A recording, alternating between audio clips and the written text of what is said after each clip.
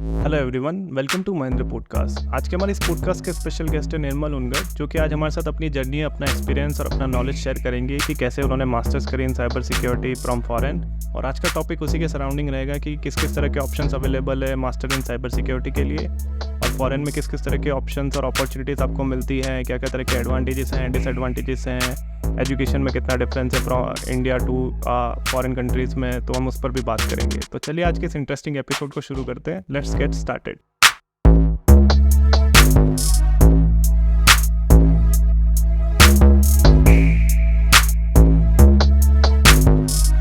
Thank you, Nirmal bhai, for joining us in today's episode.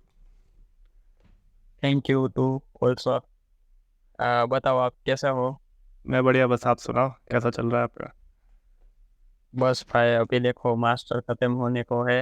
अभी last test चल रहा है तो सब कुछ वाइवा प्रेजेंटेशन प्रोजेक्ट वो सब चल रहा है मास्टर में। तो खत्म हो जाएगा इस सितंबर में वो 1 ईयर का मास्टर। अपने बारे में थोड़ा आप अपना इंट्रो दे सकते हैं ताकि ऑडियंस को पता चले कि अभी आप क्या कर रहे हैं और पास्ट में आपने क्या क्या किया है। श्योर। तो अभी ऐसा है कि अभी मैं मास्टर्स इन साइबर सिक्योरिटी कर रहा हूँ यहाँ पे लंदन में, यूनिवर्सिटी ऑफ ग्रीनविच में, जो लंदन में लोकेट। तो मैं 1 ईयर का मास्टर कोर्स कर रहा हूँ। एंड उसके पहले मैंने बीटेक कंप्यूटर साइंस किया है। वो किया था मैंने अहमदाबाद गणपति यूनिवर्सिटी से। बस वही है कि मैंने वहाँ से कंप्यूटर साइंस किया। उसके बाद मैंने शायद 8 मंथ 9 मंथ जितनी जॉब की सिक्योरिटी में, वहाँ पे अहमदाबाद में ही एक छोटी कंपनी थी उसमें। उसके बाद मुझे मास्टर्स करना, मैंने यहाँ पे यूके चूज किया and then I came here. तो बस ऐसे अभी ऐसा चल रहा है। अभी मास्टर खत्म होने के उसके बाद अभी तो मेरी जॉब हंटिंग चल रही है। तो देखते हैं कैसा है सफर आगे का। अ, तो जैसे आपने बताया कि अभी आप मास्टर्स कर रहे हैं, तो मतलब ये जो पूरा पॉडकास्ट है वो इसी पे बेस्ड रहेगा कि हम लोग अगर किसी को फॉरेन एजुकेशन में जैसे मास्टर्स करनी है साइबर सिक्योरिटी में, तो फॉरेन जाना चाहिए, वर्थ इट है या नहीं है, तो हम उसके सराउंडिंग ही बात करेंगे। तो मुझे ऐसा बता सकते हैं, मतलब आपको ऐसा क्या प्लान था कि आपने बीटेक से मास्टर्स डायरेक्ट आपने फॉरेन जाके करने की सोची? क्योंकि तब इंडिया में जैसे नेशनल फॉरेंसिक साइंस यूनिवर्सिटी, जो कि पहले जीएफएसयू था, और रक्षा शक्ति थे, ये लोग भी मास्टर्स में कोर्सेज प्रोवाइड कर रहे थे साइबर सिक्योरिटी में। तो आपका मतलब मोटिवेशन आपको कैसे मिला कि आपको फॉरेन में जाके ही मास्टर्स करनी है? देखो मेरे मैंने कुछ ऐसे मतलब मैंने पॉइंट्स बनाए थे, लाइक मुझे बाहर क्यों मास्टर्स करना है और खास करके यूके ही क्यों आना है। तो फर्स्ट ऑफ ऑल जो मेरा मेरा यूके चूज करने का मेन रीजन है, यहाँ पे जो मास्टर्स डिग्री होती है वो 1 ईयर की। कोई भी मतलब साइबर सिक्योरिटी में आप मास्टर्स कर रहे हो तो 1 साल में वो पूरी हो जाती है। उसके बाद आप जॉब कर सकते हो यहाँ के मार्केट। और दूसरा मुझे ये था कि मुझे फॉरेन का जो वर्क कल्चर है, मतलब वहाँ पे कैसे कंपनी काम करती है, वहाँ पर कैसा वो पूरा साइबर सिक्योरिटी में कैसा मार्केट है आउटसाइड इंडिया, कैसे वो ग्रो हो रहा है, कौन सी नई प्रोडक्ट है उसमें, वो सब मुझे जानना था। और थोड़ा बाहर का मुझे भी एक्सपीरियंस चाहिए था। And you know that also कि यहाँ पे वर्क कल्चर भी शायद अच्छा होता है। अभी तो मैं उसमें एंटर नहीं किया लेकिन अभी मैं करूँगा, तो उसके बाद भी हम पॉडकास्ट बनाएंगे कैसा है सब।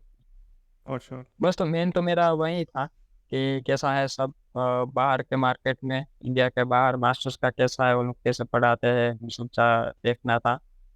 और बात रही हमारे जो गुजरात में एक एनएफएसयू है और काफ़ी रक्षा शक्ति यूनिवर्सिटी आपने बात की, तो उस उन लोगों ने अभी रिसेंटली मतलब थोड़े टाइम हुआ है उसका कि उसने साइबर सिक्योरिटी में वो लोग अच्छा कर रहे हैं। मैंने सुना है कि काफ़ी अच्छी कंपनी वहाँ पर प्लेसमेंट है उसका आता है। इंडिया में हमारे जो मास्टर्स होते हैं वो 2 साल का हो। अगर किसी को ऐसा कोई बंदा है जैसा जिसको पढ़ने की वो बहुत जल्दी, पर मतलब उसको जल्दी जॉब करने की है कि मैं जल्दी पढ़ाई खत्म करके जल्दी मैं जॉब में लग जाऊँ, तो उसके लिए मतलब 1 साल का मास्टर अच्छा रहता है ना। हाँ, तो मतलब वो लेस भी टाइम एक स्पेंड करके, मतलब जो चीज़ 2 साल में और अगर वो 1 साल में हो सकती है, तो क्यों ना किया जाए, हम्म वो भी एक सही और रीज़न। 1 साल में वो भी मास्टर डिग्री आपको प्रोवाइड करते हैं, पोस्ट ग्रेजुएट। तो बात करें इंडियन एजुकेशन सिस्टम की, और फॉरेन एजुकेशन की, तो आपको क्या डिफरेंस लगा साइबर सिक्योरिटी में स्पेसिफिक कि इंडिया में ये नहीं है और फॉरेन में ये चीज़ें मुझे देखने को मिल रही है या ये भी इंडिया में इम्प्लीमेंट होना चाहिए? यस। तो देखो, जो मैंने यहाँ पे मास्टर्स किया तो यहाँ पे तो मोस्टली तो एग्ज़ाम तो होते नहीं है मास्टर में। मोस्टली सब असाइनमेंट ही होते हैं। यहाँ पे वो लोग कोर्स वर्क बोलते हैं। तो कोर्स वर्क 100 मार्क्स का होता है, पूरे 100 मार्क्स का होता है। और उसमें सब वो लोग इंडस्ट्री से रिलेटेड जो प्रैक्टिकल्स प्रॉब्लम होते हैं वो सॉल्व करने के लिए वो देते हैं। उसका क्वेश्चन मतलब ऐसे ही होता है कि आप सब प्रैक्टिकल के बिना वो आप उसका आंसर नहीं दे सकते। तो वहाँ पे वो उसका प्रैक्टिकल पार्ट कवर हो जाता है। और मतलब काफ़ी मतलब हम देखें कि 50% चीज़ें तो हमारे जहाँ है इंडिया में वो ऐसी ही है। यहाँ पे लाइक थियरी वो लोग पढ़ाते हैं, यहाँ भी थियरी पढ़ाते हैं। उसके बाद वहाँ पे हमारे जैसे लैब होती है, लेक्चर होता है, लैब होती है। तो यहाँ पे भी मास्टर में लेक्चर एंड लैब दोनों होता है। लेकिन ये जो कोर्स वर्क का वो जो न पार्ट है मुझे वो अच्छा लगा। और दूसरा ये है कि ये लोग जो दूसरे स्किल होते हैं लाइक रिपोर्ट कैसे बनाना है, एकेडमिक राइटिंग कैसे लिखनी है, आपको प्रेजेंटेशन के कैसे देना है, उसका भी ये लोग अच्छा वो लोग पढ़ाते हैं। उसका पूरा एक सब्जेक्ट रहता है अलग से। एंड ये जो लास्ट में आप सब असाइनमेंट वो सब बनाते हो तो वो अपने आप ही सब अच्छा हो जाता है। आपकी जो ये दूसरी जो स्किल्स है वो ये लोग इसमें भी वो वेटेज देते हैं। मतलब इंडस्ट्री लेवल नॉलेज पे ज़्यादा वर्क किया जाता है और प्रैक्टिकल नॉलेज यस। बेसिकली। और इंडिया में हम वो चीज़ यस। थोड़ा हम देखते हैं कि लैक है उसका, कि प्रैक्टिकल नॉलेज पे ज़्यादा कम फोकस रहता है। इसके अलावा जैसे और ये लोग हाँ, कंटिन्यू कीजिए। इसके जो मतलब फैसिलिटीज है वो लोग ये लोग सब फैसिलिटीज प्रोवाइड करते हैं। चाहे मतलब पूरा उसका मतलब कोई आपको वर्क करना है, कोई मशीन से, कोई हाई एंड रिसोर्स वाले भी मशीन ये लोग प्रोवाइड करते हैं लाइब्रेरी में। एप्पल के भी इन लोगों ने मशीन प्रोवाइड की है लाइब्रेरी। तो मतलब काफ़ी वो तो ऐसे ही कि पैसा हम पे कर रहे हैं अच्छा खासा तो वो लोग सब प्रोवाइड करेंगे ही। वैसे तो हमारा ही पैसा है सब, मतलब काफ़ी सारे स्टूडेंट यहाँ पे आते हैं मास्टर्स के लिए। ये सब भी अच्छी चीज़ है। तो एडवांटेजेस में जैसे आपने बताया कि इंडस्ट्री लेवल पे और प्रैक्टिकल लेवल पे ज़्यादा फोकस रहता है। आपने एग्ज़ाम के बारे में भी बताया कि एग्जामिनेशन एक तरह का एग्जामिनेशन होता नहीं है, वो प्रैक्टिकली जैसे ज़्यादा लोग मतलब कोर्स कंटेंट पे और प्रैक्टिकल नॉलेज पे ज़्यादा वो लोग बिलीव करते हैं। हुँ। डिसएडवांटेजेस कुछ हैं कि एज ए इंडियन अगर हम यूके जाके या यूएस जाके अगर हम एजुकेशन लेते हैं, स्पेशली आप यूके से किए हो, तो अगर वहाँ जाके लेते हैं तो क्या डिसएडवांटेजेस ऐसे हैं जो हमें फेस करने पड़ते हैं वहाँ पे? Disadvantages in regard of masters के ओवरऑल हम देखें। ओवरऑल भी बता सकते हो, हाँ, मास्टर्स के रिलेटेड भी बता दो और उसके अलावा अदर जो इश्यूज आते हैं वो भी। हाँ, देखो तो मास्टर्स में ऐसा है कि यहाँ पे तुम मास्टर्स करते करते हो। वो एडवांटेज तो वही है कि अब मैंने कहा ना कि 1 साल का जो मास्टर्स है वो एडवांटेज है और डिसएडवांटेज भी है। कि अगर 1 साल का मास्टर रहेगा, वो ये जो लोग हैं वो मतलब इतने डीप में नहीं जाएँगे किसी भी सब्जेक्ट में। वो अपने आप से खुद स्टडी करना पड़ेगा। तो जो हमारे टोटल 3 टर्म होते हैं, वंस एक 1 साल में 3 टर्म होते हैं। उसमें जो दो दो 2 टर्म होते हैं उसमें पढ़ाई होती है और लास्ट टर्म में सिर्फ प्रोजेक्ट होता है, उसमें कुछ स्टडी नहीं होती है। तो 2 टर्म में वो भी 3-3 महीने के होते हैं। तो मतलब आपको मिले कितने 6 मंथ, हम्म। वो 6 महीने में वो पूरा मास्टर का कोर्स वो लोग कवर करते हैं। तो इतने वो डीप में नहीं जाते हैं, हमें ही मतलब मोस्टली तो सीखना पड़ता है। और काफ़ी सारे ऐसे भी है मतलब थोड़ा उसका जो असाइनमेंट है अगर आपने यहाँ पे कोर्स में इतना ध्यान नहीं दिया है तो जो लोग नॉन टेक बैकग्राउंड से आते हैं, काफ़ी सारे यहाँ पे लोग हैं मैंने देखे हैं जो मोस्टली नाइजीरियन लोग भी है। वो लोग उसका जो बैकग्राउंड होता है वो कंप्यूटर या फिर आईटी नहीं होता है। तो वो लोग डायरेक्ट वो मास्टर्स में आते हैं और इसको ये सब चीज़ें हाई लेवल लग जाती है, राइट? तो जब वो कोर्स वर्क करेंगे तो उसके हाई चांसेस है फेल होने के। तो वो ये भी एक डिसएडवांटेज है कि आपका अगर आईटी बैकग्राउंड है तो मास्टर यहाँ पे अच्छा है तो आपको सब चीज़ें पता चलती है। मतलब सब चीज़ें बहुत एंड स्पीडली स्पीडली वर्क कर रही होती है, तो आपको क्लास में तो प्रेजेंट रहना ही है, उसके अलावा आपको साइड साइड हसल भी करना ही है, जैसे कर जाके हाँ। मीन आपको खुद से सेल्फ रनिंग तो करनी है इसमें। हाँ, अगर हम ओवरऑल का देखें तो देखो यहाँ पे मेन तो इश्यू है अभी रहने का, अपने खुद से करना है, फिर पार्ट टाइम जॉब भी करनी है, क्योंकि करेंसी यहाँ की बहुत हाई है, तो आप इंडिया से तो पैसा नहीं मंगा सकते ना। तो यहाँ पे जो एक्सपेंस है वो सब निकालने के लिए आपको पार्ट टाइम जॉब तो करनी ही पड़ेगी, नो मैटर वो। तो वो पार्ट टाइम जॉब अभी ऐसा है कि कई लोग को ऐसा लगता है कि यार मैंने तो इंडिया में आईटी में काम किया है, मैंने तो डेस्क पे बैठ के ही काम, डेस्क के बैठ बैठ मतलब मैंने तो पूरे आईटी कंप्यूटर के सामने ही काम किया है, तो मैं ऐसा काम क्यों करूँगा? क्योंकि यहाँ पे आके आपको कुछ भी काम करना पड़ता है, डिलीवरी करनी होती है, या फिर मॉल जो होते हैं यहाँ पे सुपरमार्केट, वहाँ पे आपको क्लीन करनी होती है। मतलब सारे काम यहाँ पे, रेस्टोरेंट में आपको सफाई करनी भी पड़ती है कई बार।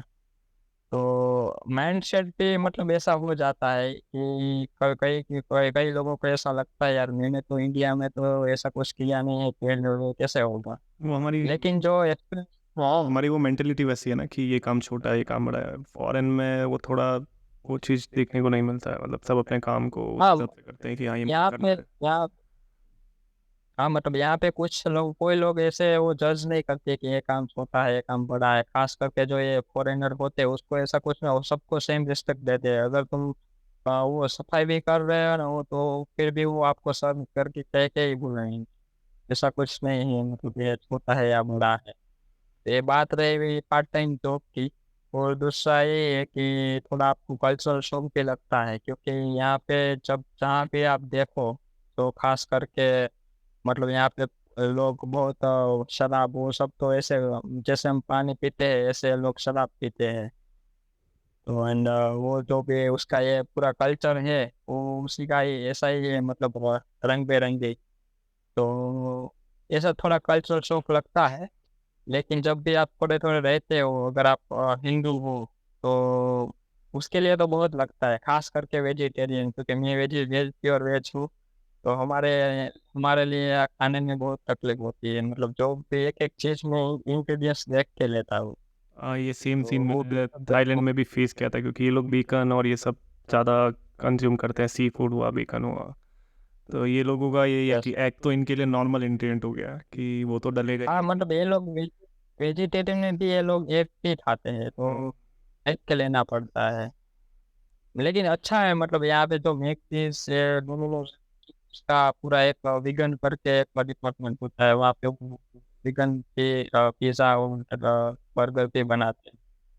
तो बाकी तो ऐसा नहीं है कि कुछ चीज़ें नहीं है, लेकिन थोड़ा हार्ड है। तो नहीं नॉर्मल जाता। नॉर्मल डेज पे आप खुद ही कुक करते हो या आपका कुछ ऐसा मतलब रहता वैसे है? जो अभी मैं जहाँ रह रहा हूँ ना, वो एक प्राइवेट एकोमोडेशन है। तो वो एक ब्रिटिश गुजराती फैमिली। तो ओके। वहाँ पे वो जो फैमिली है वो मुझे खाना वो भी बना देते हैं, कुक भी वही करते हैं। मैं उसको मंथली एक्सपेंस दे देता हूँ रहने का और खाने का। तो मतलब हम तो वहाँ इंडिया में जैसे हम बेच कर रहे होते हैं, तो वैसे ही पीजी रहते हैं। पीजी जैसा सिस्टम हो गया कि हाँ, पीजी पीजी जैसा। तो बेटर है। लेकिन कई सारे लोग हैं कि खुद से भी खाना बनाते हैं। लेकिन उसमें यार ऐसा है ना कि अगर तुम खुद से खाना बनाने जाओगे ना, तो पहले तो तुम्हें पार्ट टाइम जॉब करनी है, तुम्हारी यूनिवर्सिटी भी है, तुम्हें सीखना है कुछ साइड में, मतलब ये साइबर सिक्योरिटी में आप स्पेशली इन आईटी में हो, तो आपको ये असाइनमेंट वो सब बनाने हैं, ये सब करना है। पूरे तुम यूनिवर्सिटी से जाओगे या फिर तुम जॉब से आओगे, तो तुम्हें ऐसा लगता है यार अभी तो थक गया हो, अभी क्या बनाऊंगा खाना? फिर तो तुम ऐसे भी कुछ मैगी वैगी खा लोगे, फिर वो भी अर्थ पे इफेक्ट आएगा। वही उससे लॉन्ग अच्छा है टर्म कि पॉसिबल नहीं है। उससे अच्छा है कि जो लोग ऐसे मतलब मैं जैसे रह रहा हूँ कि वो आंटी मुझे खाना बना देते हैं, ऐसे वो तो अच्छा रहता है। तो आपको खाने का कोई टेंशन नहीं और टाइम भी ज़्यादा मिल जाता है अगर आपको कुछ सीखना है, लर्निंग करना है। भी है। और 20 अगर हम देखें कि एजुकेशन अगर हमारा चल रहा है तो टाइम ज़्यादा इम्पोर्टेंट है, क्योंकि आप कह रहे हो जैसे पार्ट टाइम जॉब है, तो पार्ट टाइम जॉब का कुछ हार्स फिक्स होते होंगे अगर आप पार्ट टाइम करते हो तो हाँ कि मतलब देखो यूके में जो रूल्स है गवर्नमेंट है, जब भी आप स्टूडेंट वीज़ा पे हो, वो तब आप 20 आवर्स से ज़्यादा नहीं काम कर सकते। पर वीकली आप 20 आवर्स ही कर सकते हो, एक वीक में 20 घंटे से ज़्यादा आप काम नहीं कर सकते। अगर आपने काम किया तो फिर आगे जो आपको वर्क वीज़ा मिलेगा उसको वो नहीं मिलेगा, मतलब उसमें प्रॉब्लम आएगा। तो फिर आपको इंडिया भी जाना रीज़न पड़ेगा। रीज़न में मतलब इसका रीज़न क्या है कि एज ए स्टूडेंट आप सिर्फ 20 आवर्स वर्क कर सकते हो और उसका वर्क वीज़ा में क्या प्रॉब्लम आएगा? मतलब देखो, मैं पहले आपको समझाता हूँ कि यहाँ पे जो वीज़ा का कैसे काम होता है। मैं 1 साल का अभी स्टूडेंट वीज़ा लूँगा। अभी मैं स्टूडेंट वीज़ा पे हूँ, मेरा 1 साल का स्टूडेंट वीज़ा है और मेरा स्टडी पीरियड है 1 ईयर मास्टर। उतना मुझे स्टूडेंट वीज़ा मिला हुआ है। उसके बाद अगर आप यहाँ से पढ़ाई करते हो 1 साल की, तो उसके बाद आपको पो पीएसडब्ल्यू मिलता है। PSW means post study work permit, तो वो 2 साल का मिलता है। वो कैसे मिलता है, जिसने यहाँ से स्टडी की है उसे। एक 1 साल का जो मास्टर्स किया है उसे मिलता है। तो वो वीज़ा आपको अप्लाई करना पड़ेगा। जब भी मेरा स्टूडेंट वीज़ा खत्म होगा, उसके बाद मैं पीएसडब्ल्यू अप्लाई करूँगा। तो जब मैं वीज़ा अप्लाई करने जाऊँगा ना, तो यहाँ के जो मतलब वीज़ा यूकेवीआई जो यहाँ का वीज़ा डिपार्टमेंट है, वो सब चेक करेगा मेरी पास्ट इन्फॉर्मेशन, कि ये स्टूडेंट वीज़ा पे था तो इसने सब पॉलिसी फॉलो की है कि नहीं। तो अगर मैंने कुछ रूल्स वायलेटेड किए हैं, वो तो अफेक्ट होगा ही मुझे, ओके। जो फ्यूचर में वीज़ा मिलेगा वो नहीं मिलेगा। समझ वो ध्यान रखना पड़ेगा। यहाँ ये पॉइंट को समझ गया। जैसे हम इंडिया में तो अभी हम पार्ट टाइम जॉब की बात करते हैं, तो मेरे दिमाग में ऐसा था कि डॉक्यूमेंटेड कुछ भी नहीं है, कि बेसिकली किसी चीज़ की एंट्रीज या ये सब नहीं हो रहा है, या कोई ऐसा एक्सपीरियंस का या ऐसा सब वो लोग मतलब उस तरह से डॉक्यूमेंट वगैरह कलेक्ट नहीं करते हैं। जहाँ तक पार्ट टाइम जॉब की हम इतना बात करें तो डॉक्यूमेंटेड प्रॉपर वे में नहीं होता है।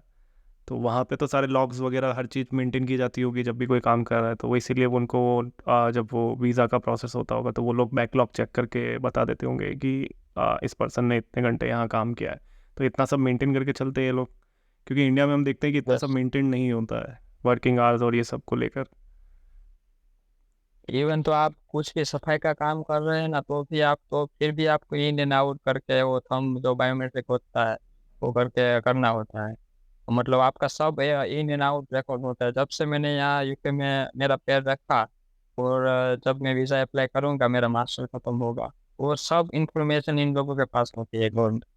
तो अभी जैसे आपने वीज़ा के बारे में बताया कि किस किस तरह से वीज़ा मिलता है, वर्क वीज़ा कैसे वर्क करता है और वर्किंग आवर्स होते हैं, तो वीज़ा को लेकर स्पेसिफिक बात करें कि एज अ इंडियन स्टूडेंट और इंडियन सिटीजन अगर मुझे फॉरेन एजुकेशन के लिए अप्लाई करना है और पूरा जो प्रोसेस है आप वो एक्सप्लेन कर सकते हैं फ्रॉम वीज़ा टू यूनिवर्सिटीज़ और एवरीथिंग, एक्सपेंसेस। अच्छा, तो मैं यहाँ पे अपनी प्रोसेस शेयर करता हूँ कि मैंने कैसे यूनिवर्सिटी चूज़ की और मैंने कैसे वीज़ा अप्लाई किया है। तो फर्स्ट ऑफ ऑल तो जो मैंने यहाँ पे कैसा होता है कि आपको पहले यूनिवर्सिटी आप सबसे पहले इम्पोर्टेंट है आईएलटीएस लैंग्वेज। मतलब आईएलटीएस की जो एग्ज़ाम होती है, वो आपको 6.5 बैंड तो होनी ही चाहिए। मतलब यहाँ पे कोई भी यूनिवर्सिटी में एंट्री करनी है आपको, तो वो पास करना पड़ता है। उसके बाद आपको एप्लीकेशन करनी पड़ती है अलग-अलग यूनिवर्सिटी में। तो मैंने शायद 4 या 5 यूनिवर्सिटी में एप्लीकेशन की थी, वो भी लंदन में ही थी सब। फिर मैंने लास्ट में फिर उसके बाद हमें वेट करना होता है कि किस किस यूनिवर्सिटी हमारी जो एप्लीकेशन है वो एक्सेप्ट करती है, उसका ऑफर लेटर हमें आता है। तो उसमें से चारों यूनिवर्सिटी ने मुझे ऑफर लेटर दिए थे। लेकिन फिर मैंने रिसर्च किया कि कौन से यूनिवर्सिटी के जो मॉड्यूल्स है साइबर सिक्योरिटी के वो अच्छे हैं। तो जैसे मुझे ये जो ग्रीनविच यूनिवर्सिटी है उसके मॉड्यूल बहुत अच्छा लगे थे। तो मैंने उसका कैंपस भी बहुत अच्छा है, हेरिटेज कैंपस है। वो जैसे हम मूवी में देखते हैं ना कि वो पुरानी बिल्डिंग्स होते हैं। हॉगवर्ट्स, हैरी हाँ, पॉटर का हॉगवर्ट्स। हॉगवर्ट्स। हाँ, मतलब ऐसे ऐसे ही फीलिंग आती है रियली में। मतलब जब हम जाते हैं ना वहाँ, तो पहले ये देख के ही मुझे पसंद आ गई थी। फिर मैंने चूज कर ली। इसके मॉड्यूल्स वो भी मुझे बहुत काफी पसंद आए थे। तो और ये क्या चूज क्या करने के बाद हम यहाँ एक क्वेश्चन है, हाँ। और क्या क्या चीज़ें ऐसी है जो अगर मैं एज ए स्टूडेंट अप्लाई कर रहा हूँ तो ऐसी क्या क्या चीज़ें जो और दिखनी चाहिए किसी यूनिवर्सिटी में अगर सिलेक्ट कर रहे हैं तो, जैसे प्लेसमेंट भी हो गया, प्लेसमेंट वगैरह। हाँ, वो भी पहले मैं ये बता दूं कि यहाँ पे रैंकिंग भी होती है यूनिवर्सिटी की। तो जो जैसे मतलब रैंकिंग अच्छी होती है यूनिवर्सिटी की, तो मतलब अच्छा है। फर्स्ट ऑफ ऑल जो कैम्ब्रिज यूनिवर्सिटी, ऑक्सफोर्ड यूनिवर्सिटी है, वो तो बहुत हाई रैंकिंग वाली हाई में आती है।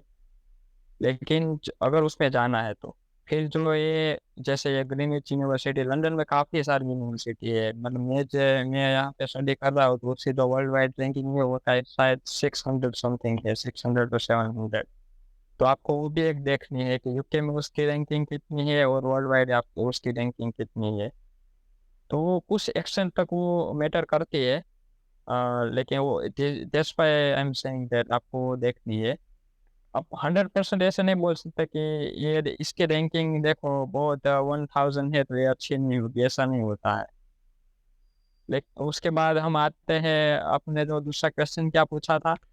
वीज़ा प्रोसेस, जैसे आपने बोला था कि आईएलटीएस करना होता है, इसके अलावा वीज़ा का क्या प्रोसेस रहता है? अच्छा, हाँ, तो आईएलटीएस होने के बाद आप जब भी यूनिवर्सिटी आप चेक करेंगे तो आपको देखना पड़ेगा कि उसकी आईएलटीएस इंग्लिश रिक्वायरमेंट क्या है। तो उस हिसाब से आपको एग्ज़ाम देनी है इंग्लिश की। लाइक कई सारी यूनिवर्सिटी आईएलटीएस एक्सेप्ट करती है, पीटी एक्सेप्ट करती है, काफ़ी सारे इंग्लिश टेस्ट वो एक्सेप्ट करते हैं। उसके बेसिस पे आप अपनी प्रिपरेशन चालू कर सकते हो। उसके बाद है मेन जो है वो है बजट, हमारा पैसा ये सब कुछ है। तो उसका मतलब मेरा फिक्स था कि मुझे 15 लाख के आसपास जो यूनिवर्सिटी होती है तो उसमें ही मुझे जाना है। तो उस रिगार्डिंग मैंने फ़िल्टर लगाया था इंटरनेट पे और उसमें से 4-5 यूनिवर्सिटी मैंने सिलेक्ट की थी। मेरा तो फिक्स था कि 15 लाख से में जो यूनिवर्सिटी वो मास्टर होता है उसमें जाऊँगा। तो ये भी इस यूनिवर्सिटी में सब कंडीशंस मेरे अप्लाई हो रही थी, तो मैंने ये चूज़ किया। एंड दूसरा है, जब भी आप ये सब चूज़ कर लेते हो, आप एप्लीकेशन करते हो यूनिवर्सिटी में और आपने फाइनल कोई एक यूनिवर्सिटी सेलेक्ट कर ली, उसके बाद यहाँ पे एक कास्ट का लेटर होता है, कन्फर्मेशन एक्सेप्टेंस ऑफ स्टडी, ऐसा एक डॉक्यूमेंट आता है। वो बहुत बहुत इम्पोर्टेंट है। जब तक वो डॉक्यूमेंट आपको नहीं मिलता है तब तक आपका वीज़ा भी नहीं लगता है, स्टूडेंट वीज़ा। तो जब वो यूनिवर्सिटी वो डॉक्यूमेंट आपको प्रोवाइड करती है, इश्यू करती है, वो डॉक्यूमेंट आपको जब आप वीज़ा अप्लाई करोगे उसमें वो आपको देना पड़ेगा, उसके बाद ही आपका वीज़ा लगेगा। तो वो बहुत इम्पोर्टेंट है। एंड वो जो एक एक बार आप वीज़ा उसके बाद अप्लाई कर दो और वीज़ा आपका आ जाता है 25 डेज़ में, 25 और 20 डेज़ में। और उसमें भी प्रायोरिटी, सुपर प्रायोरिटी होती है, जितना पैसा आप ज़्यादा पे करोगे तो जल्दी आएगा वीज़ा। जो और नॉर्मली तो स्टूडेंट हाँ, वीज़ा जो होता है तो उसकी मार्किंग कुछ अलग हाँ, होती तो ये है, हाँ, मार्किंग स्टूडेंट कुछ ऐसा होता होगा? ना स्टूडेंट वीज़ा में कुछ मार्किंग ऐसा कुछ नहीं होता है, मतलब यही रिक्वायरमेंट होती है कि मैंने आपको बताया कि आईएलटीएस एक ज़रूरी है। और मेन जो है, जो कास्ट लेटर मैंने बोला आपको कि यूनिवर्सिटी तरफ से आपको कास्ट मिलता है, ये आपका एक बेंचमार्क हो गया कि आप फॉरेन के लिए आप जा सकते हैं। तो वो बहुत ज़रूरी है, एज अ मिनिमम रिक्वायरमेंट, मतलब ये वीज़ा की। और दूसरा जो आपका फाइनेंशियल बैकग्राउंड हो गया, आपके जो मतलब यूनिवर्सिटी आपने कैसे फीस पे की है, आप लोन लोन लिए या फिर आपके जो अपने सेविंग्स से जा रहे हो, तो वो सब आपको डॉक्यूमेंट भी दिखाने पड़ते हैं। एंड उसके बाद आप जब वीज़ा अप्लाई करोगे तो ये सब चीज़ें वो चेक चेक करते हो, आपको डॉक्यूमेंट भी ये सब अपलोड करना पड़ता है। मेरा ऐसा मानना है कि इसके लिए आप कई सारे ऐसे कंसल्टेंट है, तो ये लोग वीज़ा अप्लाई करते हैं। लाइक आईएलटीएस जो एग्ज़ाम कंडक्ट करते हैं वो आईडीपी है। तो मैंने जो प्रोसेस करवाई थी पूरी वो आईडीपी से ही करवाई थी। वो लोग पैसा नहीं लेते, वो फ्री ऑफ कॉस्ट ये सब बोलते हैं, क्योंकि उन लोगों को भी कमीशन मिलता है एडमिशन पे। तो कहीं भी जो लोग ऐसे प्रोसेस करवा रहे हैं फ्यूचर में, कहीं करवाएँगे, अगर कोई कंसल्टेंट आपसे कोई पैसा लेता है, तो मेरा ये मानना है कि वहाँ से ना करवाइए। क्योंकि उसको तो सामने से यूनिवर्सिटी वालों से भी कमीशन मिल रहा है और आपसे भी वो पैसा ले रहा है। अच्छा, तो जैसे मतलब ये अच्छी बात नहीं है। वीज़ा का जो आपने बताया, तो वीज़ा का क्या कॉस्ट रहता है? हाँ, वीज़ा का कॉस्ट देखो, स्टूडेंट वीज़ा का जो कॉस्ट है वो तो 40,000 आसपास रहता है, अभी तो ऐसा चल रहा है 40,000 आसपास। For 1 year? लेकिन उसके हाँ, 1 ईयर का स्टूडेंट वीज़ा है। एंड दूसरा जो आपको एक, जब आप वीज़ा अप्लाई करते हो तो आपको एक इंश्योरेंस भी लेना पड़ता है, नेशनल इंश्योरेंस, यहाँ का जो इंश्योरेंस, वो भी आपको शायद 70,000 समथिंग होता है। तो बस ये मोस्टली तो वीज़ा में यही खर्च होता है कि ये 35,000 जैसे वीज़ा का कॉस्ट हो गया और 70,000 ये हेल्थ का जो इंश्योरेंस है वो हो गई। तो आपका वीज़ा लग जाएगा। ओके। तो वीज़ा आने के बाद तो आपको जो मेन चीज़ें यहाँ पे होती है कि वीज़ा एक बार आपको स्टूडेंट वीज़ा आ गया उसके बाद आपको फ्लाइट बुकिंग वो सब करना पड़ता है। एंड फ्लाइट बुकिंग होने के बाद अब ये इस जब भी आपका वीज़ा आएगा ना तो उसपे उसमें वो लिखा होगा कि आप यूके में एंटर कब कौन-सी डेट पे कर सकते हो, उसके पहले आप एंटर नहीं कर सकते।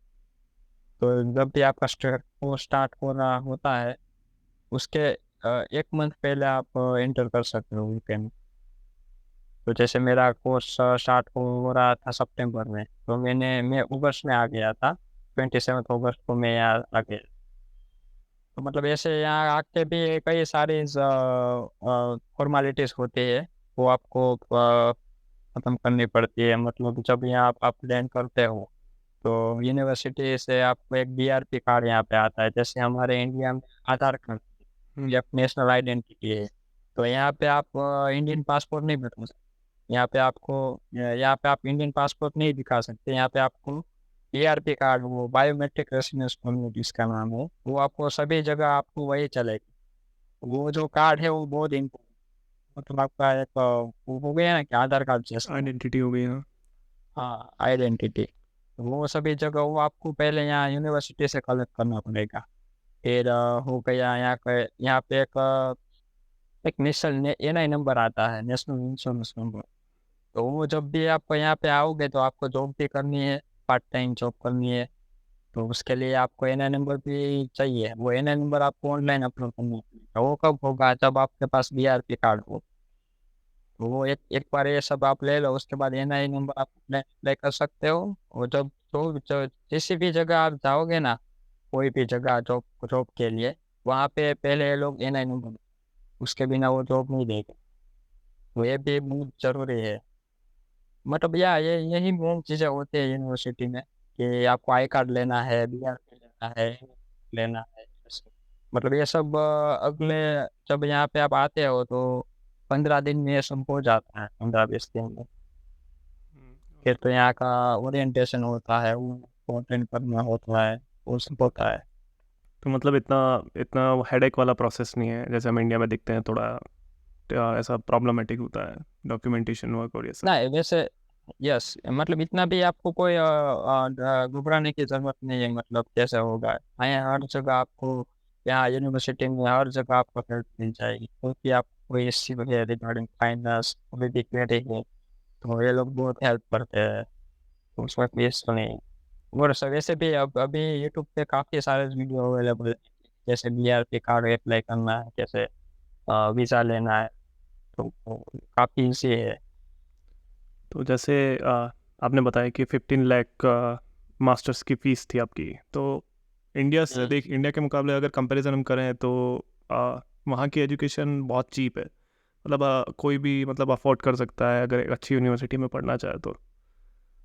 हम्म। तो मतलब इतना मतलब देखो 15 लाख का अभी अभी तो रिसेंटली इन लोगों ने फीस बढ़ाई है। तो मैं जिस कोर्स में आया था ना, जो मैं 15 लाख में आया था, तो अभी ये सेम कोर्स के फी इन लोगों ने 17 लाख कर दिए। तो काफ़ी सारी यूनिवर्सिटी में फीस बढ़ गई है।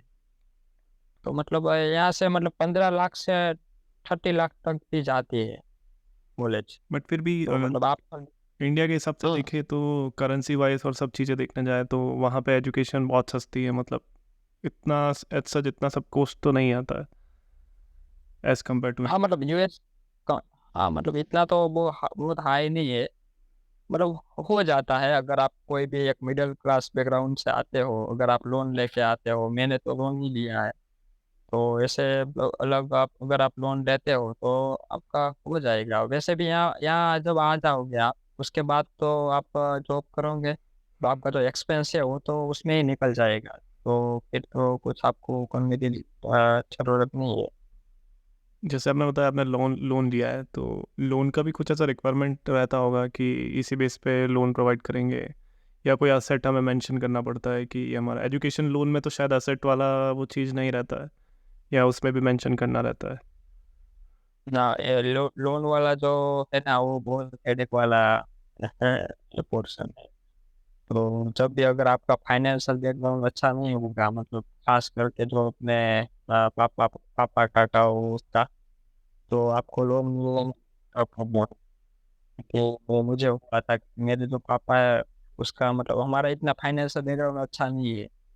तो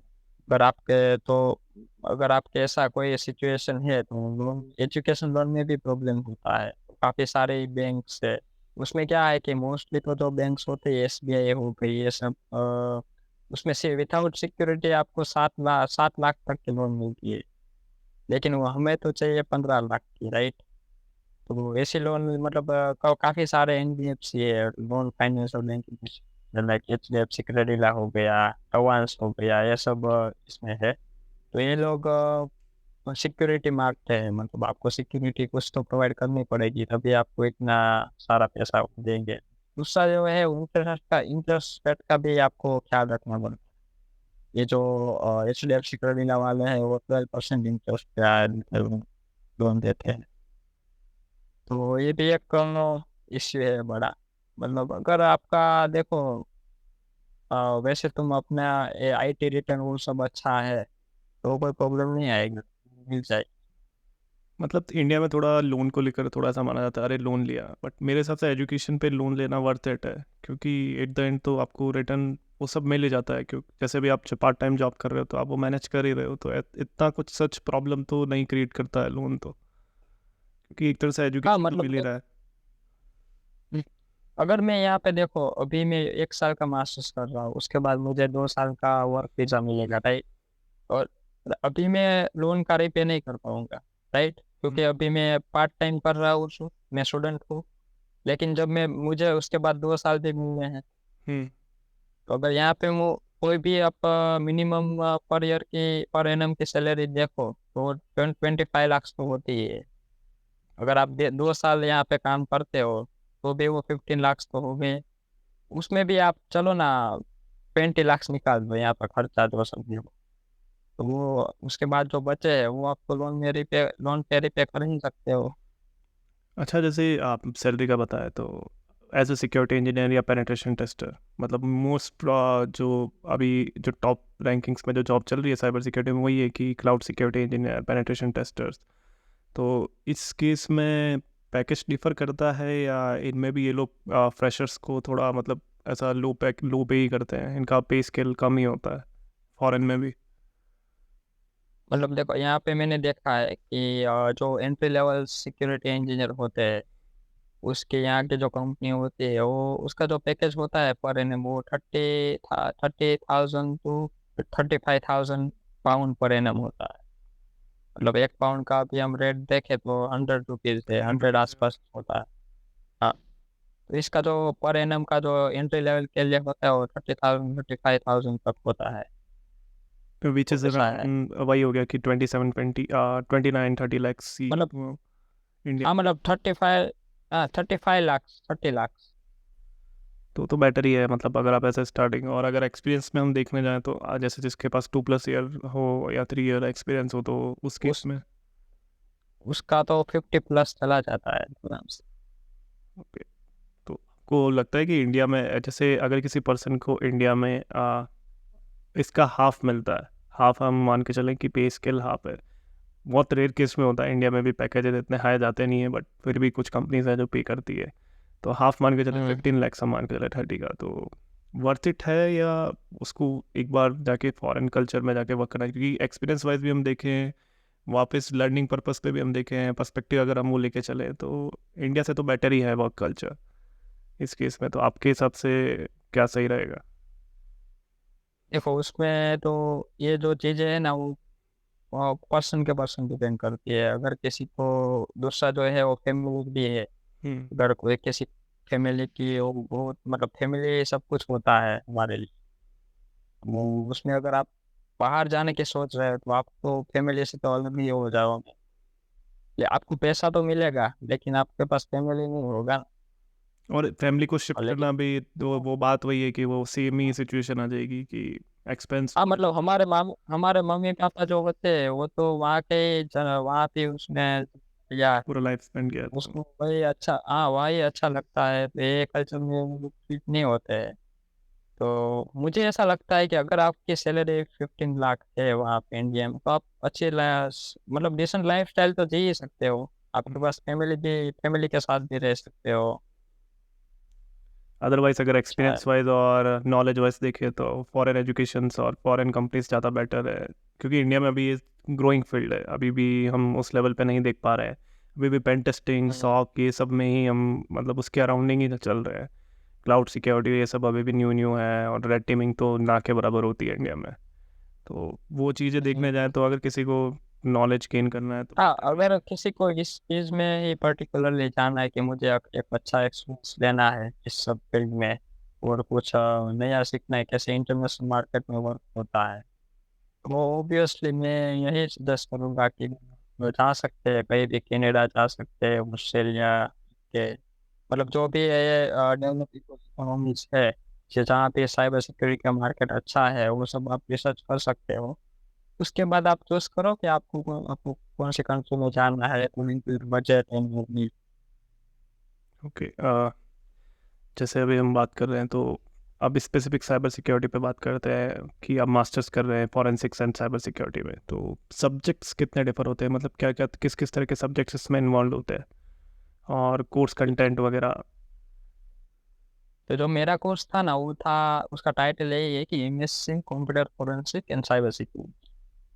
तो उसमें फोरेंसिक भी कवर होता है एंड साइबर सिक्योरिटी भी कवर होता है। तो हमारे जो सब्जेक्ट थे वो शायद हमारे जो सब्जेक्ट्स है वो 9 और 10 थे। लाइक उसमें नेटवर्क सिक्योरिटी था, इंटरनेट डिज़ाइन था, फिर पेन टेस्टिंग था, एंड ऑडिट एंड सिक्योरिटी जो जीआरसी कवर करता है। फिर मैनेजिंग आईटी एंड सिक्योरिटी, वो भी जीआरसी में ही आता है। फिर कंप्यूटर फोरेंसिक एंड सिक्योरिटी, वो स्पेशली फोरेंसिक का है। तो ये जो कोर्स था उसमें सभी एरिया को वो लोग कवर किया था उसने। थोड़े थोड़े जो एवरी सब्जेक्ट थे वो सभी एरिया को कवर कर रहे थे। और कोर्स कंटेंट की बात की जाए तो मतलब यहाँ का जो लोग उसका कोर्स कंटेंट वो काफ़ी अपडेटेड है, ऐसा नहीं कि वो बहुत पुराना सिखा रहे हैं। मतलब ये मतलब पेन टेस्टिंग की बात की जाए तो जो अभी करंट इंडस्ट्री में जो सब होता है वही सिखाते हैं। और फोरेंसिक में खासकर तो मैंने कभी पहले फोरेंसिक नहीं पढ़ा था, लेकिन यहाँ आके ही पहली बार मैंने पढ़ा। तो उसमें भी ये लोग काफ़ी अच्छे से वो सब कुछ सिखाते हैं, वो सब हो गया। और ये लोग मतलब यहाँ पे प्रैक्टिस करने के लिए पूरा जो हमारा फोरेंसिक का जो केस क्रिएट करते हैं, हमें ऐसे सीज करना होता है, सब एविडेंस कलेक्ट करना होता है। तो कैसा सब हुआ, तो बाहर जैसे अच्छा है मतलब। फॉरेंसिक्स का जैसे हम बात करते हैं तो इंडिया में तो फॉरेंसिक्स अभी उस लेवल, साइबर फॉरेंसिक्स अभी उस लेवल पे नहीं है, मतलब इतना स्कोप भी नहीं है, और गवर्नमेंट उस लेवल पे अभी सपोर्ट नहीं कर रही है साइबर सिक्योरिटी फील्ड को जिस लेवल पे उनको करना चाहिए।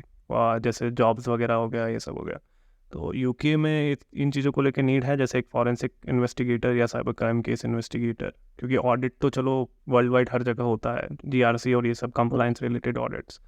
बट फॉरेंसिक्स को लेके वहाँ पे क्या स्कोप है, अगर किसी को स्पेसिफिक फॉरेंसिक्स में ही जाना है तो जॉब्स वगैरह को लेकर देखें या गवर्नमेंट डिपार्टमेंट्स को लेकर देखें। देखो यहाँ पे फोरेंसिक का ये लोग यहाँ की जो गवर्नमेंट है उसका पूरा एक डिपार्टमेंट है फोरेंसिक का।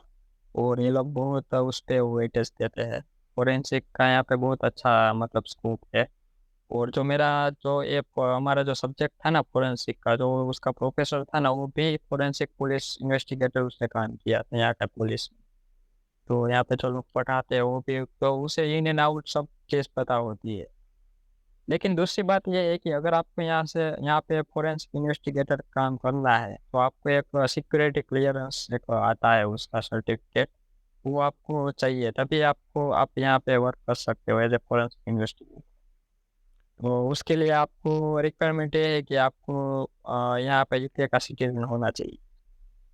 यहाँ के आप 5 साल तक तो आप मिनिमम यहाँ पे टाइम हम स्पेंड कर रही हो। अगर आपने यहाँ पे रहे हो 5 साल तक, तभी आपको सिक्योरिटी क्लियरेंस मिलेगी। तो ये सिर्फ फोरेंसिक की बात नहीं कर रहा हूँ, काफ़ी सारी जॉब मैंने ऐसी देखी है, जैसे हमारे सिक्योरिटी एनालिस्ट की, उसमें मोस्टली कंपनी या सिक्योरिटी क्लियरेंस उसकी रिक्वायरमेंट होती है। क्योंकि वो क्या है कि सिक्योरिटी क्लियरेंस आपको एक वो बेंचमार्क देता है कि आप यहाँ पे काम कर रहे हो, क्योंकि वो गवर्नमेंट का भी डेटा हैंडल कई सारी कंपनी करती है। तो क्या पता कल आप कोई थ्रेट बन जाओ, तो इसलिए ये सब बहुत ध्यान। हाँ, इनका मतलब रूल्स एंड रेगुलेशन भी बहुत रहता है, यूरोपियन यूनियन और इनका मतलब डाटा को लेके, डाटा सिक्योरिटी को लेके भी, तो वो भी है। मतलब वही ना। तो मतलब सिक्योरिटी फोरेंसिक में तो देखो आपको सीखना है, वो अच्छा है। लेकिन जॉब का तो मैंने जो आपको सीन बताया कि फोरेंसिक इन्वेस्टिगेटर का ऐसा है, अगर कोई यहाँ यूके का रेसिडेंस है तो उसके लिए तो वो कर सकता है आराम से। तो वो डायरेक्ट जैसे अप्लाई कर सकता है, अगर वो जैसे हाँ पुलिस डायरेक्ट। डिपार्टमेंट में भी वर्क करता है तो वो डायरेक्ट, ना कि इंडिया में जैसे पहले होता है कि पहले गवर्नमेंट एग्जाम क्लियर करना है, पहले आपको पुलिस या फिर आपको हाँ आर्मी। ऐसा नहीं, यहाँ तो कोई भी आपको, अगर आपके पास वैलिड क्वालिफिकेशन है तो आप करो अप्लाई गवर्नमेंट में भी, कोई बात नहीं। मतलब डायरेक्ट अप्लाई किया जा सकता है, उसका जो क्वालिफिकेशन है उसी बेस पे उसका असेसमेंट होगा कि इसको फॉरेंसिक्स में ही करना है तो फॉरेंसिक्स का ही असेसमेंट होगा, ना कि other topics. Yes yes sir. तो मच बेटर है, क्योंकि इंडिया में अभी भी वो सिचुएशन है कि आपको पहले ये फीस से जाना होगा, देन आपको ये अदर ऑप्शन मिलेगा, वो भी एज अ ऑप्शन आपको वर्क करने को मिलेगा। डेडिकेटेड जॉब हाँ पोस्ट मतलब वो नहीं है अभी तक भी। मैंने देखा है कि अगर आपको सीबीआई में भी ऐसे काम करना है साइबर में, तो वो लोग तो पहले तो वो जो ऑफिसर्स होते हैं उसको ही पहले हम्म। प्रायोरिटी देते हैं, मतलब वो बाहर से हायर नहीं करते हैं। पहले आपको मतलब एग्जाम्स तो जो नॉर्मल लोग सब दे रहे हैं वो तो आपको क्लियर करना ही है, हाँ उसके बेस उसके बाद आप साइड वो हसल हमारे में वो। साइबर सिक्योरिटी में तो होते ही नहीं है। हाँ, वो तो है ही है कि उनके लिए साइबर सिक्योरिटी पे फिर उसमें भी ऑप्शन है कि आपको साइड अपॉर्चुनिटी कुछ कुछ केसेस में मिलेगी। डेडिकेटेड जॉब रूल्स नहीं है कि हाँ आपको फॉरेंसिक्स में ही काम करना है, आपको वो तो करना ही है, साथ साथ आप फॉरेंसिक्स का करना चाहो तो आप कर सकते हो, वो वाला ऑप्शन है। तो वो अभी इंडिया में तो फॉरेंसिक्स में तो नहीं है मार्केट, और पेन टेस्टिंग और सॉक में भी अभी ग्रो हो रहा है, डिफेंस और अटैक में मेरे देखे तो। मेरे ख्याल से डिफेंसिव में बहुत ज़्यादा अच्छा। जॉब है कंपेयर टू ऑफेंसिव। क्योंकि देखो कब किसी को भी एंट्री करनी है तो डिफेंसिव में जल्दी मिल जाती इजीली है, मिल तो जाती है, हाँ। सो हाँ सो एनालिस्ट भी वर्क कर सकते हो, वो एंट्री कर सकते हो। तो सेम यहाँ पे भी ऐसा ही है, मतलब आप यूके का मार्केट देखो तो डिफेंसिव में भी जॉब ज़्यादा है कंपेयर टू ऑफेंसिव। डिफेंसिव में मैनेजमेंट ज़्यादा तो रहता है, टूल्स एंड अदर अदर जैसे इंसिडेंट रिस्पॉन्स हो गया, हाँ मॉनिटरिंग हो गया, ये सब करना है तो टीम की नीड ज़्यादा है। अब ऑफेंसिव पार्ट पे मैं अगर अपनी साइड से अगर जैसे देखूँ तो ये ऐसा मान के चलो कि एक तरफ 10 टीममेट है सॉफ्ट के, और दूसरी तरफ एक रेड टीम या एक पेन टेस्टर या 2 पेन टेस्टर है तो इनफ है। वो हिसाब से हम्म, इक्विवेलेंट हो गया कि हाँ चलो ठीक है, 2 पेन टेस्टर, 3 पेन टेस्टर तक की लिमिट है। यहाँ सॉफ्ट की टीम तो इंडिया में भी ज़्यादा है, और फॉरेन में भी हम देखें तो जैसा आप बता रहे हो कि वहाँ पे भी रिक्वायरमेंट यही चलती है कि सॉफ्ट की ज़्यादा डिमांड है। हाँ मतलब डिफेंसिव में ज़्यादा वो लोग वेट कर रहे हैं। पेंटेस्ट में तो डायरेक्ट एंट्री लेना भी मुश्किल हो जाता है, क्योंकि एक्सपीरियंस और ये सब भी मांगते हैं ये लोग, एक्सपर्टीज़ वगैरह की। आपको वेब ऐप भी आना चाहिए, वेब ऐप तो कॉमन हो चुका है आज के टाइम में कि आपको हम्म, मोबाइल एप्लीकेशन हो गया, बाइनरी लेवल पे पेन टेस्ट आना चाहिए। फिजिकल सिक्योरिटी भी हो गया, क्योंकि कंपनी में तो सब तरह का पेन टेस्ट होता है, जैसे बग बाउंटी में तो चलो यस डेडिकेटेड वल्नरेबिलिटीज़ है कि हाँ आपको ये चीज़ फॉलो करना है। हाँ, बट पेन टेस्टिंग के अंदर तो एक तरह से ऑडिट ही हो गया, तो ऑडिट में तो हर चीज़ कवर होती है कि फिजिकल टेस्टिंग यस। भी करनी है, फिर ये भी करना है, तो मेरे हिसाब से वो और रेशियो ठीक है कि 100 के अंदर अगर 10 बंदे हैं और इधर अगर 2 या 3 जने हैं तो रेशियो सही बैठता है, उससे ज़्यादा हम्म, की नीड तो और नहीं। यहाँ पे यूके के मार्केट में, हाँ और यहाँ के यूके के मार्केट में आपको पेन टेस्टिंग की जॉब लेनी है, मतलब एंट्री लेवल के लिए भी काफ़ी कम जॉब है। और उसके लिए भी आपको हाई लेवल में अपनी प्रोफाइल चाहिए, लाइक पूरा अच्छा सर्टिफिकेशन या फिर पूरा अच्छा आपने बग हंटिंग की हुई हो, तो वैसा सीनारियो नहीं आप। तो मतलब वही सीन है कि हम इंडिया में जैसे देख रहे हैं कि इंडिया में भी कोई इतना हाई लेवल पैकेज नहीं है, तो फॉरेन में भी सेम सीन ही है कि अभी सिक्योरिटी को लेके वहाँ पे भी पैकेजेस और ये सब चीज़ें बहुत न्यू न्यू है कि इतना हाई एक्सपेक्टेड, जैसे डेवलपर को हम देखते हैं कि 50 लाख, 60 लाख, 80 लाख, 1.5 CR, 1 CR इतना होता है। इंडिया में भी जैसे कुछ कुछ लोगों को मिला है। तो हम सिक्योरिटी हम्म, में फॉरेन में भी सेम ही सीन है कि इतना तो एक्सपेक्टेशन मतलब रखना ही मतलब होता ही नहीं है वैसे भी कि इतना मिलेगा, तो ये सेम सीन ही चलता हाँ है वही। पैकेजेस का। हाँ वही, मतलब इंडिया से थोड़ा बेटर है, लेकिन इतना हम डेवलपर से तो कंपेयर नहीं कर सकते। डेवलपिंग लेवल में अभी भी मतलब ये फॉरेन में भी अगर वर्ल्ड वाइड भी हम देखें तो अभी भी ग्रोइंग फील्ड ही है। यूएस का फिर भी मैंने देखा है कि बेटर है, यूएस डिपार्टमेंट्स फिर भी बेटर पे करते हैं इस चीज़ में। क्योंकि उनका यस। करेंसी भी अलग है वापस, और एक्सपेंसेस भी फिर वापस एक्सपेंसेस भी ज़्यादा हो जाते हैं उधर, ये तो थोड़ा एक्सपेंस कम है। पर मोस्टली जो कंपनी है सब है वो यूएस बेस्ड ही है, वहाँ से सब निकलती है, तो ऑब्वियसली वहाँ पे स्टार्टअप कई सारे हैं। वो भी है।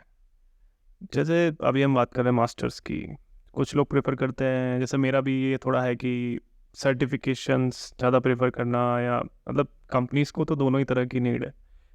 इंडस्ट्री लेवल पे देखें तो सर्टिफिकेशंस की भी नीड है उनको, मास्टर्स की भी नीड है, या अलग अलग तरह के जो मास्टर्स और या जो डिग्री डिप्लोमेटिक कोर्स होते हैं उनकी भी उनको नीड है। तो अगर कोई पर्सन जैसे सर्टिफिकेशन कर रहा है साइबर सिक्योरिटी में, स्पेशली जैसे सांस के सर्टिफिकेशंस हो गए, या ऑफेंसिव सिक्योरिटी का OSCP और ये सारे सर्टिफिकेशंस हो गए, तो अगर कोई सर्टिफिकेशन कर रहा है तो क्या उसको मास्टर्स करने की ज़रूरत है, या सर्टिफिकेशंस के साथ भी जैसे नॉर्मल उसने डिग्री ले रखी है, बैचलर्स की हुई है, उसके अलावा उसने सर्टिफिकेशन किए हैं जैसे OSCP हो गया है, अदर सर्टिफिकेशंस हो गए जो मार्केट में भी ट्रेंड में, तो उसको मास्टर्स करने की ज़रूरत होती है उसके बाद भी, या अगर वो ना भी करे तो चलेगा, क्योंकि या पैकेजेस डिफरेंट रहते हैं अगर मास्टर्स कोई करता है और सर्टिफिकेशन नहीं किया है तो। यस। तो देखो यहाँ पे यूके में जो है वो मैंने जितने भी जॉब देखी है साइट सिक्योरिटी में, वो लोग सर्टिफिकेशन तो हर एक जॉब में रिक्वायर्ड है ही। मतलब कोई भी हो गया security plus network plus C H या फिर IJPT, वो मैंने कोई भी जॉब आप उठा कर देख लो सिक्योरिटी में, तो उसमें वो सर्टिफिकेशन तो लिखे ही होते हैं। लेकिन इन लोगों ने वो ऐसा नहीं लिखा है कि मास्टर रिक्वायर्ड है, उसने ऐसा ही लिखा है बैचलर और इक्विवेलेंट एक्सपीरियंस। तो मतलब आपको इससे आइडिया आ जाता है कि सर्टिफिकेशन मैटर करता है बहुत कंपेयर टू मास्टर। वापस अभी फील्ड भी नया नया है, तो अभी भी मास्टर्स में इतने कोर्सेज अवेलेबल नहीं है, या बैचलर्स में इतने कोर्स, तो शायद इसीलिए इन्होंने सर्टिफिकेशन को प्रायोरिटीज़ ज़्यादा दी है, क्योंकि अभी तक इस्टेब्लिश ही हो रही है एजुकेशन भी अगर इस फील्ड को लेकर देखें तो शायद इसकी इसमें भी हो सकता है कि आने वाले टाइम में शायद मास्टर्स कंपलसरी कर दें, क्योंकि तब हर जगह एजुकेशन अवेलेबल होगी इस चीज़ को लेकर। जैसे इंडिया में अभी सिर्फ GFSCU और रक्षा शक्ति, यही कुछ ऐसी यूनिवर्सिटीज़ है जो प्रोवाइड कर रही है, तो कंपनी शायद अभी इतनी डिमांड करती भी नहीं है। मैंने देखा है बहुत सारे नॉन डिग्री एम्प्लॉयज़ भी हैं जो बिना डिग्री के भी सिक्योरिटी फील्ड में वर्क कर रहे हैं। तो रीज़न अभी तो यस। रीज़न दे सकते हैं कि चलो अभी इसलिए साइबर सिक्योरिटी को लेके मास्टर्स नहीं होती है या बहुत रेयर है, तो हम एक एक्सक्यूज़ दे सकते हैं कि चलो हमारे पास हमें ये मौका ही नहीं मिला कि हम इस फील्ड में पढ़ा मास्टर्स कर सकें या बैचलर्स कर सकें, तो हमने सर्टिफिकेशंस किए। बट आपको लगता है आने वाले टाइम में ये कंपलसरी हो जाएगा? क्योंकि डेवलपिंग में भी होता है, हमारे फील्ड में देखते हैं कि मास्टर्स कंपलसरी कर दी है बहुत सारे फील्ड्स में, तो इसमें भी आपको लगता है कि आगे ऐसा हो सकता है कि मास्टर्स भी ज़रूरी हो जाएगा करना? हाँ देखो यहाँ पे यूके की जो यूनिवर्सिटीज है काफ़ी सारी, उसमें मास्टर्स इन साइबर सिक्योरिटी वाला जो कोर्स है वो कई सारी यूनिवर्सिटी प्रोवाइड करती है। लेकिन अभी भी कैसे कुछ ऐसी यूनिवर्सिटी है जिसमें मुझे masters in cyber security course नहीं देखा। जब मैं रिसर्च कर रहा था डिफरेंट यूनिवर्सिटीज़ के, तो मैंने ऐसे कई सारी यूनिवर्सिटी देखी जिसमें वो लोग मास्टर्स इन साइबर सिक्योरिटी का कोर्स नहीं है। मास्टर्स इन AI है, मास्टर्स इन क्लाउड कंप्यूटिंग है, लेकिन साइबर सिक्योरिटी नहीं है। तो मतलब यही लगता है मुझे कि अगर आप फ्यूचर में देखेंगे तो जब ये एक 100% मतलब ये इनएविटेबल हो जाएगा साइबर सिक्योरिटी कोई भी कंपनी के लिए, तो ये लोग यूनिवर्सिटी भी इसको मतलब इम्पोर्टेंस देने लगेगी। ये 100% आपको इसमें मास्टर चाहिए। मतलब अभी उस लेवल पे नहीं है हम कि कंपलसरी वाली चीज़ नहीं है ये, अभी तक वो या कंपल्सरी। एड ऑन की तरह वर्क कर रहा है, कंपलसरी सब्जेक्ट नहीं बन पाया अभी भी, कि हाँ आपको करना है तो आप कर सकते हो, वरना इससे भी हो जाएगा, चल जाएगा। जैसे आपने बीटेक करी है और मैंने भी जैसे BCA करी है, तो उनमें साइबर सिक्योरिटी का रूल कहीं पे भी नहीं था, तो ठीक है, एक इंडस्ट्री लेवल पे बोलते हैं कि हाँ चलो चल जाएगा, कि कोई दिक्कत नहीं है। और यस। एंड अभी मैंने देखा कि जो बीटेक में है वो इंडिया में कई सारी यूनिवर्सिटी बीटेक में भी साइबर सिक्योरिटी का और स्पेशलाइजेशन लेके आई। जैसे मैं आपको बात करूँ तो मैंने गणपति यूनिवर्सिटी से किया है। तो मैंने जब खत्म कर लिया मेरा कोर्स, उसके बाद इन लोगों ने किया नया कोर्स लाइक बीटेक इन साइबर सिक्योरिटी। तो मैंने मतलब ऐसी भी कई यूनिवर्सिटी है, मतलब इतनी सारी तो नहीं है लेकिन स्टार्ट कर रहे हैं लोग कि बीटेक इन साइबर सिक्योरिटी स्पेशलिस्ट बहुत ऐसा। कॉलेजेस ने अभी कोर्स इंट्रोड्यूस किए हैं 6 मंथ कोर्स, और मतलब उसमें वो ऐड ऑन की तरह ऐड किए हैं। बहुत कॉलेजेस ऐसे जो ऐड ऑन की तरह ही करवा रहे हैं उसमें कि आपको 6 मंथ इसके साथ साथ ये भी करना है। जैसे LPU हो गया, और उसके अलावा और भी यूनिवर्सिटी था, निर्मा जो है अहमदाबाद में है। तो उसमें भी वो सेम ऐड ऑन वाला सिस्टम है कि आप सर्टिफिकेशन भी कर सकते हो साइड बाय साइड, CH वगैरह ये लोग करवाते हैं उसमें। तो वैसे भी यस, इंट्रोड्यूस किया है। तो आप अपने एक्सपीरियंस से हमारे ऑडियंस को कुछ ऐसा शेयर करना चाहेंगे जो उनके लिए मतलब काम हेल्पफुल हो, कि अपनी आपकी जो जर्नी रही है अभी तक मास्टर्स में, तो कुछ ऐसे टिप्स हो या जो आप शेयर कर सकें। देखो सबसे पहले तो जो मैं यही बोलता हूँ कि अगर आप मास्टर्स करो या ना करो, लेकिन जो मेन चीज़ जो होती है वो अपने सेल्फ लर्निंग पे ही डिपेंड होती है। मतलब आप कितना सीखते हो, या अभी आप देख रहे हो कि इंटरनेट पे सो मेनी थिंग्स अवेलेबल। मतलब आप कुछ भी सीख सकते हो फ्री में, आर्टिकल से, यूट्यूब से, प्रैक्टिस से, लैब से। तो कई कई बार ऐसा होता है जो मास्टर में आप नहीं चीज़ सीखते हो वो यहाँ से सीख सकते हो। तो मैं तो अभी भी वही मानता हूँ कि सेल्फ लर्निंग बहुत इम्पोर्टेंट। एंड दूसरी ये चीज़ हो गई कि आप कोई भी सिटी में रह रहे हो, लाइक कॉन्फ्रेंस अटेंड करो, जितने भी हो सके मीटअप्स में जाओ। क्योंकि मैं यहाँ लंदन में बहुत सारे मीटअप्स होते हैं, जैसे वॉस्ट लंदन हो गया, उसके बाद हो गया इंटरनेशनल साइबर एक्सपो है, ब्लैक एट यूरोप है, AWS समिट है। वही सब में मैं चाहता हूँ। और यहाँ वहाँ से जो आपको लर्निंग मिलती है वो मतलब वो कोई भी नहीं दे सकता है आपको। मतलब प्रोडक्ट पता चलती है साइबर सिक्योरिटी में क्या नया चल रहा है। मैं इसलिए इस पर वेट दे रहा हूँ क्योंकि कई बार वहाँ से लोगों को जॉब भी मिल जाती है। जैसे हम मीटअप, मेरा फ्रेंड है वो यहाँ का अंग्रेज है, तो वैसे वो मीटअप में गया था, वो लंदन जैसा मीटअप था। तो वहाँ से उसने ये बात किया, वहाँ वहाँ पे बड़े बड़े लोग आते हैं जो CTO होते हैं, CEO होते हैं सब। तो इसने बात किया कि सर मुझे जॉब चाहिए, मैं हाँ, जो सामने वाला था CTO कोई वो होगा कंपनी का जो कोई हो, उसने कहा मेरे लिए काम करो, वो उसे ऐसे जॉब मिल गई। और दूसरी बात ये है कि आपको कई बार सर्टिफिकेशन के वाउचर भी मिल जाता है। मैं जब लास्ट टाइम उसमें गया था, इंटरनेशनल साइबर एक्सपो जैसा एक इवेंट थी, ब्लैक एट यूरोप थी। तो उसमें आए जो EJPT वाले आए थे, उसका बूथ था वहाँ पे। तो जो भी वहाँ विजिट कर रहे थे ना, उसको EJPT का वाउचर फ्री दे रहे ये तो बहुत बेटर है, थे। क्योंकि 250 हाँ टू $300 आपने सेव कर लिया, क्योंकि उतना कॉस्ट हाँ, तो लगता है। मैंने वो, हाँ वो मैंने ले लिया। फिर जब लास्ट में AWS समिट लंदन थी यहाँ पे, तो वहाँ पे वो लोग AWS सर्टिफिकेशन में 70% ऑफ दे रहे थे, वो भी बात आता है। तो ये तो बहुत मतलब बहुत वैल्यू एड होती है यहाँ से, मतलब कॉन्फ्रेंस एंड मीटअप का होता है। लेकिन हमारे जो हम बात कर रहे हैं इंडिया की, तो वहाँ पे काफ़ी सिटीज़ ऐसे हैं जहाँ पे बहुत अच्छी ये होती है। मतलब अब देखो अहमदाबाद अहमदाबाद है, तो वहाँ पे ओवास होता है और एबिसाइड्स भी होती भी है। होता है। और AWS की कम्युनिटी भी वहाँ पे है। तो लोग वैसे जब अटेंड करेंगे तो उसके लाइक माइंडेड पीपल होंगे, उसके साथ कनेक्शन बनेंगे। बेसिकली तो नेटवर्क इस पर इम्पोर्टेंस रखता है कि आप किससे कम का कम्युनिकेट कर रहे हो, आप किन लोगों से मिल रहे हो। तो एक नेटवर्क बिल्ड होता है तो बेटर रहता है आपके नॉलेज गेनिंग में भी और जॉब अपॉर्चुनिटीज़ में भी। एट द एंड तो यस, तो गोल मैं तो इस वही है पर कि जॉब अपॉर्चुनिटी मिलना, क्योंकि नॉलेज तो आप चलो गेन कर ही रहे हो, साइड बाय साइड आपको एक अपॉर्चुनिटी भी मिल जाती है, क्योंकि हायरिंग फॉर्म्स भी आती है, जैसे आपने बताया कि हायरिंग के लिए भी बहुत लोग आते हैं इवेंट्स में। तो वो भी एक ऑप्शन रहता है। अभी साइड से हाँ जैसे मतलब ऐसी जो, इंट्रोड्यूस, हाँ जैसे बिसाइड्स ने इंट्रोड्यूस किया जॉब बोर्ड करके, तो जहाँ पे आप इंटरव्यूज़ वगैरह दे सकते हो, कंपनी हायरिंग के लिए आती है, तो ये सारे ऑप्शंस भी रहते हैं। जैसे इंटरनेशनल साइबर एक्सपो हो गया, तो उसमें काफ़ी सारे सिक्योरिटी कंपनी वहाँ पे उसके स्टैंड लगे हुए थे। तो जैसे वो एक्सपो काइंड ऑफ थिंग, सो आपको बहुत सारी कंपनी वहाँ दिखती है, तो आप जा सकते हो, उससे बात कर सकते हो, और वहाँ से आप उसको लिंक्डइन में ऐड करो, फिर आपको जॉब मिलने के चांसेस भी बढ़ जाएंगे। वो भी है। तो अभी मुझे ऐसा बताओ कि एज ए स्टूडेंट आप जॉब भी कर रहे हो पार्ट टाइम, आप कॉलेज भी अटेंड कर रहे हो, आपका अदर सेल्फ लर्निंग भी चल रहा है, तो आप ये टाइम मैनेजमेंट कैसे कर रहे हो एज ए स्टूडेंट? टाइम वो मैनेज बहुत करना बहुत बड़ी बात है, क्योंकि मेन इम्पोर्टेंस वही रखता है। कैसे? वो बहुत इम्पोर्टेंट है।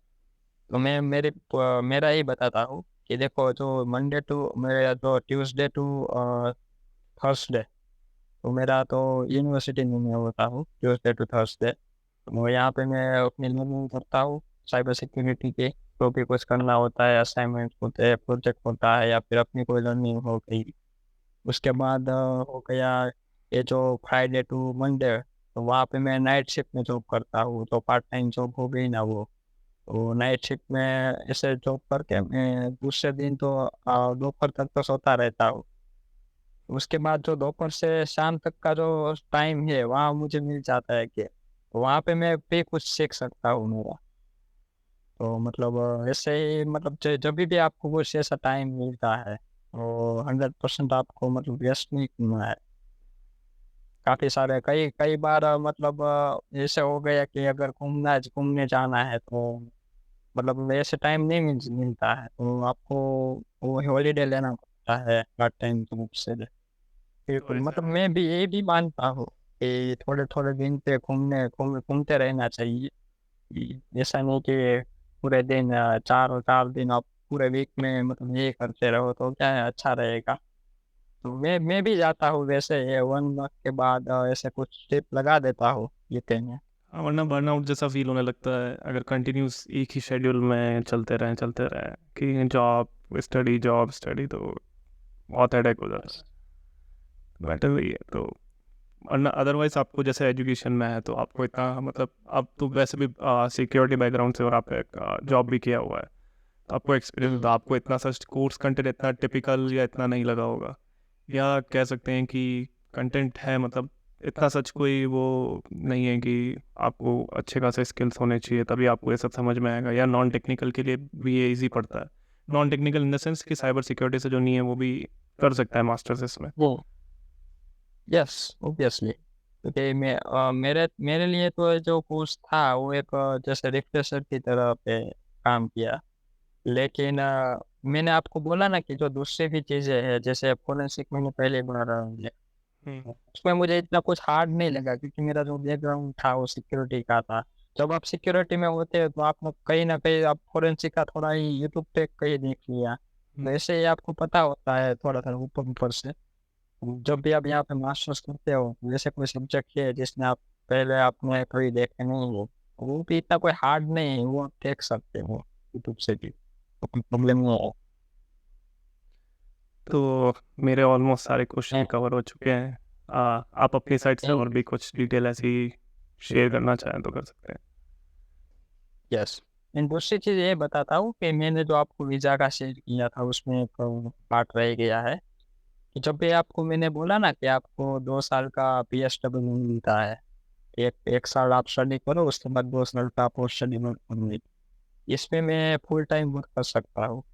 तो या इस टाइम में मैं कोई भी अगर साइबर सिक्योरिटी जॉब है मेरे पास, तो मैं कर सकता हूँ वर्क। उसके बाद ये 2 साल खत्म हो गए, उसके बाद मुझे वीज़ा नहीं मिलेगा, फिर मुझे इंडिया जाना इंडिया जाना पड़ेगा। पड़ेगा। या फिर इस टाइम पे मुझे कोई ऐसी कंपनी फाइंड करनी पड़ेगी जो मुझे स्पॉन्सर करे लॉन्ग टर्म के लिए। लेकिन मान लो मैं अभी PSW पे हूँ और मैंने कोई ऐसी कंपनी फाइंड की जो मुझे 5 साल तक वो स्पॉन्सरशिप दे रही है, तो अगर ऐसे होगा तो ही मैं यहाँ पे लॉन्ग लॉन्ग टर्म के लिए रह। अदरवाइज आपको तो अप्लाई फाइंड, करना पड़ेगा ना वीज़ा का, हाँ, और या फिर नहीं, आपको फिर आपको वीज़ा ही नहीं मिलेगा तो आपको इंडिया आना पड़ेगा एक आगे। बार के लिए तो। हाँ, इंडिया आना पड़ेगा, मतलब यूके का ऐसा रूल्स है, ये वीज़ा पॉलिसी जैसी है। तो मतलब अभी जो स्पॉन्सरशिप वाली जो जो फाइंड करना वो थोड़ा हार्ड है, मतलब लेकिन किसी ऐसा भी नहीं तरह का impossible। सपोर्ट, मतलब मोस्ट ऑफ द कंपनीज आप कह रहे हो ऐसा कि सपोर्ट नहीं करती है स्पॉन्सर में, मतलब वीज़ा कोई स्पॉन्सर नहीं करती है, तो ऐसा भी कुछ रहता होगा ना कि जैसे कि वीज़ा का आप पे खुद कर दो, बट कुछ ऐसा मतलब एक बार तो आपको आना ही है रिटर्न इंडिया, तो 2 साल के बाद अगर वीज़ा का स्पॉन्सर ना मिले तो? हाँ, वीज़ा का स्पॉन्सर ना मिले तो आपको इंडिया के अलावा कोई ऑप्शन नहीं है। तो मतलब यहाँ पे काफ़ी सारी कंपनियां जो स्पॉन्सर करती है, जैसे JP Morgan हो गया या डेली हो गई, ऐसे कंपनी जो होती है वो स्पॉन्सर करती है। तो बेटर है, क्योंकि वापस आना 2 साल किसी कंपनी में काम करना, देन अचानक से पूरा चेंजेस होके इंडिया में वापस आके वापस से जॉब असल वही जॉब हंटिंग करना, फिर वापस से वहाँ जाना, वो थोड़ा हेडेक हो जाता है। बेटर यही है कि स्पॉन्सर हो तो 5 साल एटलीस्ट, क्योंकि फॉरेन में अगर आप जाके रह रहे हैं तो एटलीस्ट 4 to 5 years तो करना बेटर है। हाँ मतलब वही, तभी आपको कुछ पता चलेगा। 1-2 साल तो इसलिए लोग हाँ, इसलिए लोग कनाडा ज़्यादा प्रेफर करते हैं, क्योंकि वहाँ पे सिटीजनशिप मिलना इजी है एंड इतनी ऐसी वीज़ा पॉलिसी नहीं है। लेकिन अगर आप अपने स्किल पे, अपने आप को खुद पर विश्वास है कि मेरे में अच्छे स्किल है, मैं कैसे भी करके स्पॉन्सरशिप ले ले लूँगा, तो गुड। ओके। तो आज के पॉडकास्ट को इतना ही रखते हैं। मेरे ऑलमोस्ट सारे जो क्वेश्चंस थे वो मैंने पूछ लिए हैं। इसके अलावा भी अगर कोई क्वेश्चंस रहेंगे तो मैं आपका सोशल मीडिया जो लिंक है वो डिस्क्रिप्शन में मेंशन कर दूंगा। उसके अलावा कमेंट सेक्शन में भी जो अदर क्वेश्चंस रहते हैं वो लोग ड्रॉप कर सकते हैं। Thank you so much for your giving your time and your knowledge, क्योंकि ये ऐसा चीज़ है जिस पे बहुत कम लोग हैं जो बात करते हैं कि फॉरेन एजुकेशन, जैसे साइबर सिक्योरिटी में स्पेसिफिक कोई बात नहीं करता है इतना। कर बहुत लोग हैं पर डिटेल्ड वीडियो नहीं है इस पे, या डिटेल्ड कोई ऐसा डिस्क्रिप्शन या कुछ ऐसा नहीं मिलता है कि हाँ साइबर सिक्योरिटी में ही करना है, कैसे क्या करना है। तो उसके लिए थैंक यू कि आपने अपना नॉलेज और अपना एक्सपीरियंस हमारे साथ शेयर किया। आप पे कैसा रहा एक्सपीरियंस, जैसे अभी पॉडकास्ट आपने किया है तो? बस देखो भाई, टू बी ऑनेस्ट, ये मेरा पहला पॉडकास्ट है आपके साथ। मतलब मैंने इसके बाद पहले पॉडकास्ट नहीं किया था, तो ये मेरा पहला है। तो अगर कुछ चीज़ें ऐसे मुझे बोलने में कोई हुआ हो ऐसा कोई प्रॉब्लम, या फिर मैं कोई गलत बोला हो, तो उसके लिए मैं माफ़ी चाहता हूँ। एंड आपको भी बहुत बहुत थैंक यू मुझे इनवाइट करने के लिए और ये प्लेटफॉर्म देने के लिए।